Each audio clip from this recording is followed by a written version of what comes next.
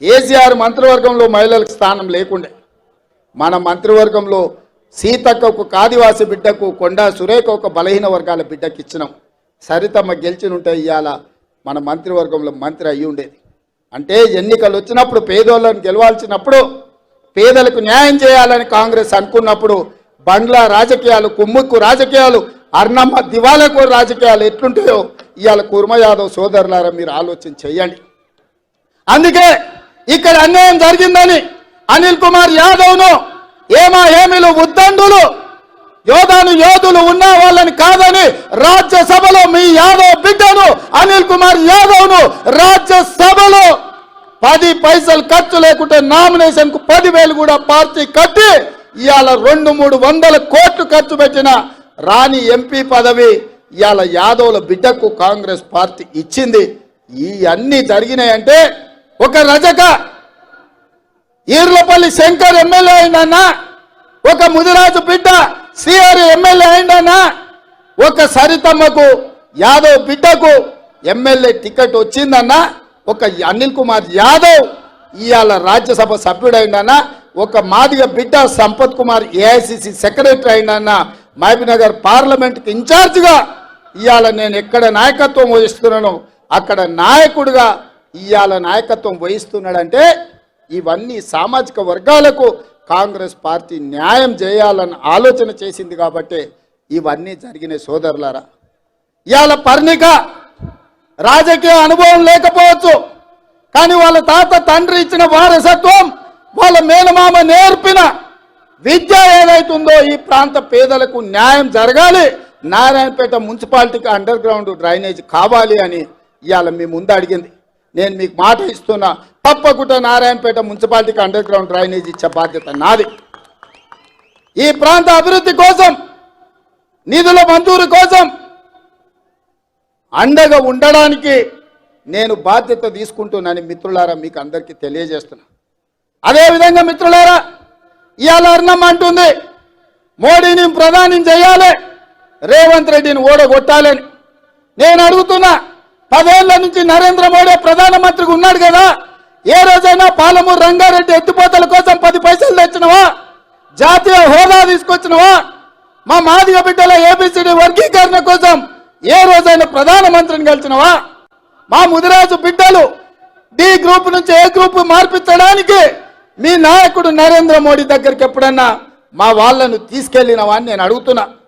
ఇవాళ మహబూబ్ నగర్ రాయచూర్ రోడ్డు ఎందుకు పడవ పడ్డది?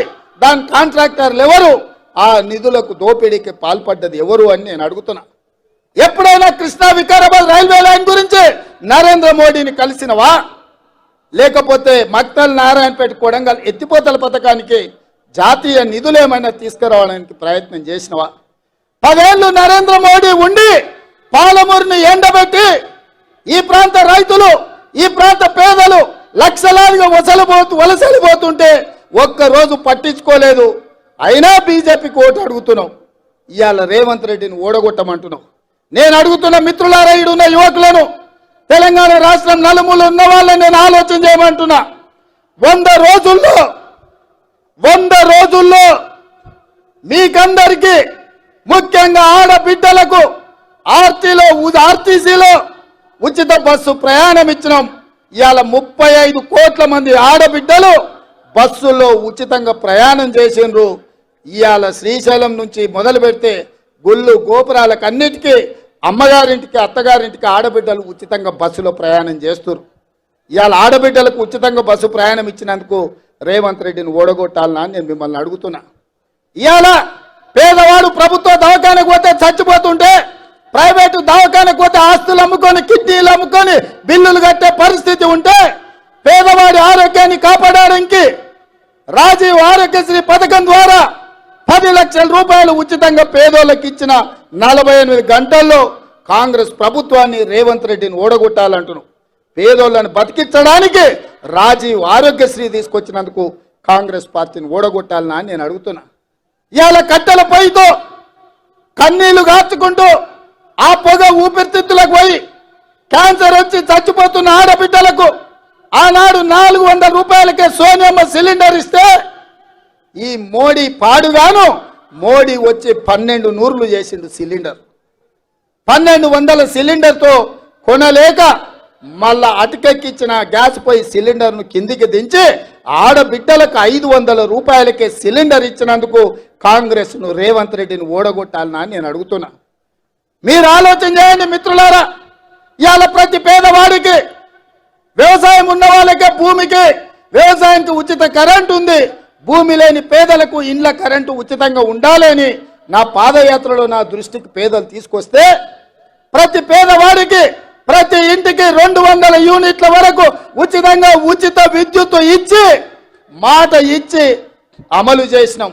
ఇవాళ మన మహబూబ్నగర్ జిల్లాలో ఎమ్మెల్సీ ఎన్నికలుండి దాన్ని ఎన్నికల కోడ్ అడ్డం పెట్టి ఇవాళ బీజేపీ అడ్డుకుంది.